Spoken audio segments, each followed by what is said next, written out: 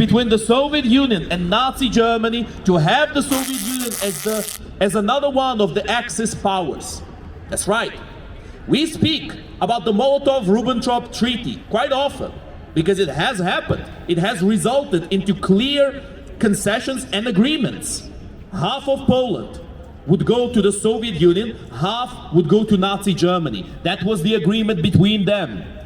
The Germans, back then the Nazis, would give the Soviets their technology and their weaponry, and in return the Soviets would give them fuel, gasoline, oil, iron, and foodstuffs. And that food, mind you, and this is the most disgusting part about this whole deal, that food was taken away from the Ukrainians to make them starve to death. For the Soviets, it was killing two birds with the same stone. To kill the Ukrainians, to exterminate them for good, and at the same time to be in the good books of Hitler. For them, it was a win-win situation. That's exactly why they did it.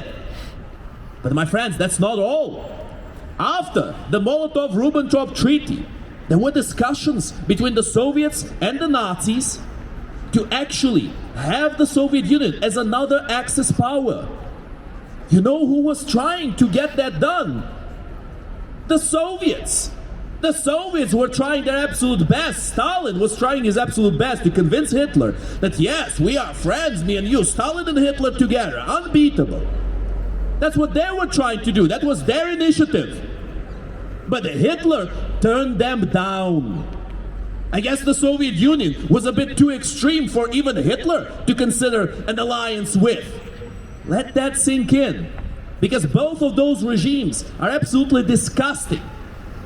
But people need to remember this, my friends, because now we hear the Russian terrorist regime speak day and night, oh, Ukrainian Nazis, all kinds of Nazis, Ukrainians, they cooperated with Nazi Germany. Let's speak cooperation. Let's speak about how the Soviet Union was the main top one benefactor of Nazi Germany before the war started and at the beginning of World War II. It wasn't Italy. It was most certainly not Japan that was sending the Nazis all of that iron, all of that fuel, all of that food that they needed to expand. It was the Soviets.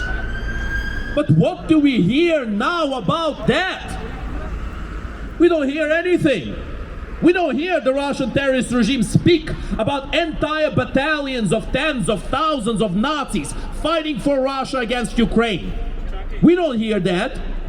We don't hear about how the Soviet Union was the top benefactor of Nazi Germany. The ones who have made the whole endeavor possible. The ones who have made it even remotely close for the Germans to win World War II. They had a chance because of the Soviets. Without them, no chance. They would not have had the resources. They would not have had the manpower. Never. It would have never happened. But no, the Russian terrorist regime doesn't speak about that, does it? They speak about some imaginary Nazis in Ukraine. Oh, you know those Nazis, you know before 2014, those Nazis, those evil Nazis, they were oppressing the poor, innocent, persecuting innocent Russians, the persecuted Russians in Ukraine. That's what they say. Was it true though? Is that reality? You know what's funny, my friends? Before the war began, in 2014, there was some Nazi activity in Ukraine. And you know what happened when the war began? The vast majority of all of those Nazis joined the Russian side and started attacking Ukraine alongside with the Russians. In other words, the Russians speak about Nazis, they condemn the Nazis openly, but then they have those same Nazis they have condemned fight for them. It's hilarious. I mean, let's look at Europe, my friends. Russia continuously says, oh, the EU, it's a Nazi organization. The EU, NATO is going to collapse and become the Fourth Reich. Now, this is not just something I made up on the spot. This is something that one of the ex-Russian presidents, Medvedev, Putin's seat warmer, the drunkard, has been spreading openly. He's been posting this left, right, and center. And, oh, you know, they're all a bunch of Nazis. They're all Nazis, yes.